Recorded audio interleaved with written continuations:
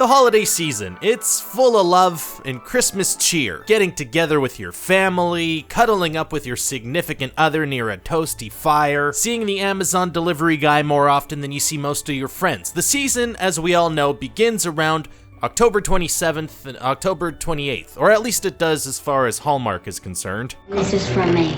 Merry Christmas, Mrs. Legault. They like to start it early. The kids haven't even trick-or-treated around the neighborhood in bad Jared Leto Joker makeup yet, but that's when Hallmark's annual cheesy Christmas movie rampage begins. They call it the Countdown to Christmas, and it's so much Christmas. Wall-to-wall Christmas. It's like if the Christmas spirit was an actual spirit and it possessed the Hallmark Channel for 2 months every year without an exorcist in sight. And these aren't good movies. They're not gonna change anyone's lives, and they're not designed to. They're not designed to wow critics or win any awards, but these things are multiplying at an alarming rate. There are more and more cheesy Christmas movies popping up every single year, and not just on Hallmark. In this video, we're gonna talk about this phenomenon and why these things are being churned out at an insane pace by studios. We'll check out why the market is flooded with these things and why it's not gonna slow down anytime soon. We're gonna have to strap in because there's gonna be a lot of stories about a busy career woman moving to a small town and discovering the meaning of Christmas. So first off, let's just take a look at how big this Christmas movie thing has gotten in terms of quantity. I mentioned the Hallmark Channel, and they really are the pioneer here. They started really getting into making Christmas movies over the past decade, and their output has just been growing year to year. In fact, they've made something like 230 cheesy Christmas movies over the past decade, 40 of which are from 2019 alone. And in the past couple of years, other networks and studios have started to catch on that maybe there's something going on here. Netflix has doubled their output of Christmas movies since 2017 after they made A Christmas Prince, and that blew up. And the Lifetime network has more than quadrupled its production in that same period. So how is it possible for these companies to make so many movies in a single year? Well, part of it is because they're,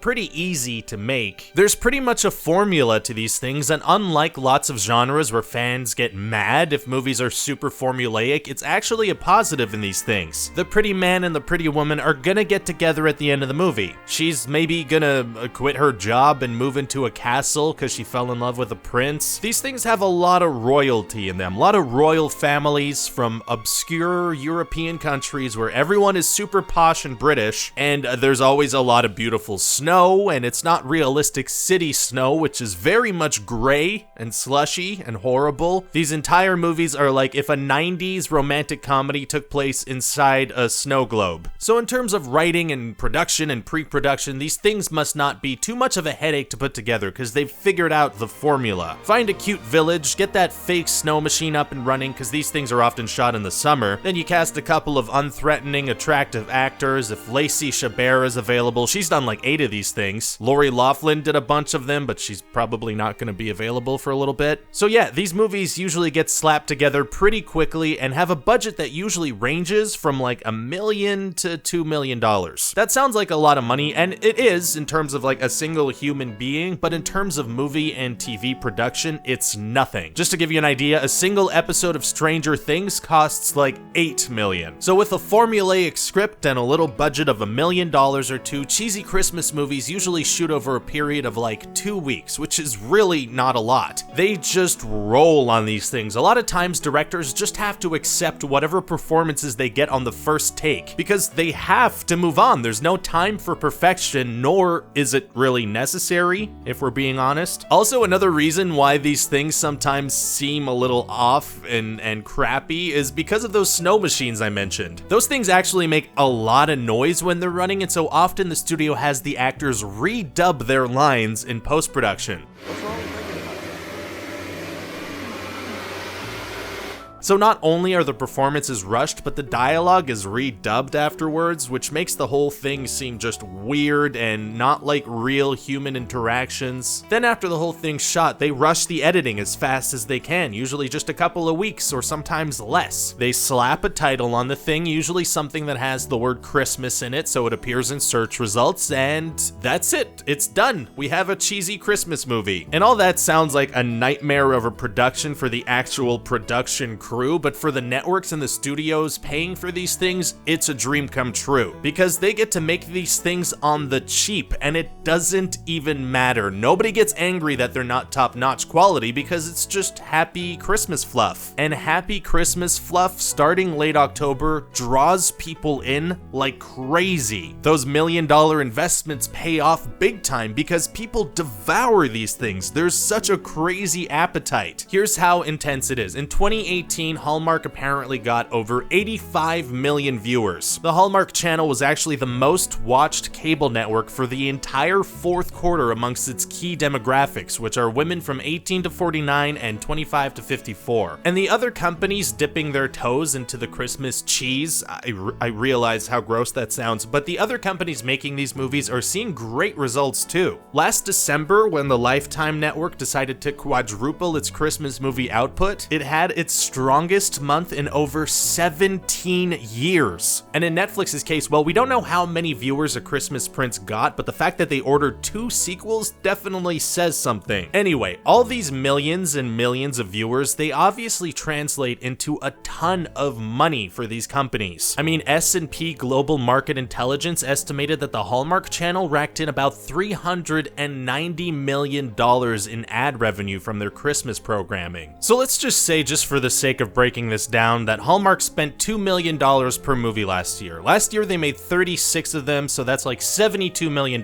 right? Okay, well here's a comparison that's kind of out of left field, but let's look at Dark Phoenix and how that performed. The budget for that movie was $200 million, so quite a bit more than what Hallmark spent, we can agree on basic math. And that movie made about $250 million at the box office. So in terms of profit, Hallmark blew an X-Men movie out of the water with their parade of Christmas cheese, and that's kind of nuts. And okay, to be fair, Dark Phoenix was Dark Phoenix, and it was a bomb, so maybe it's not that fair to compare them. But even when you compare this to other movies, you can see that this game that Hallmark is playing isn't too crazy at all. Here's another comparison to frame this. Hallmark made more money off of their bad holiday movies than Sony did off of Quentin Tarantino's movie Once Upon a Time in Hollywood. That's actually a movie that's considered a pretty good success for Sony. It had a budget of $90 million and it made $266 million. Hallmark wins in that comparison too. So okay, these things are cheap to make and they make a lot of money in return, but all of this crazy viewership begs the question,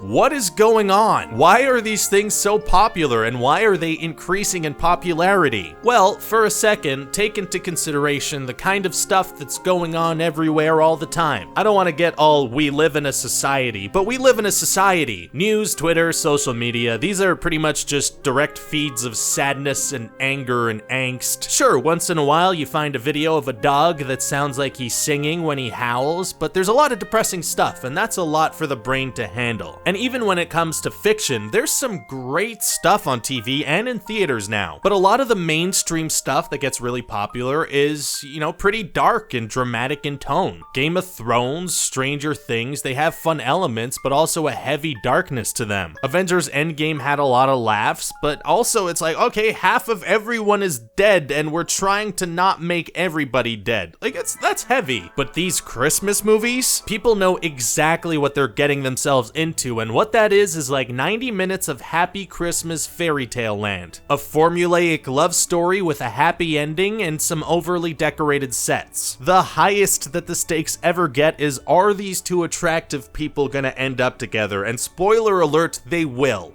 It's a happy time is what I'm saying, and people respond to that. And that's not just me saying that. There are expert people with good brains who share the same opinion. Here's what Robert Thompson, who's the director of the Blair Center for Television and Popular Culture at Syracuse University, said about these things. He said, quote, "No matter what the state of the economy, no matter what the state of chaos or stability, there is an extraordinary appetite for simple, cheesy, unsophisticated, easy-to-watch programming.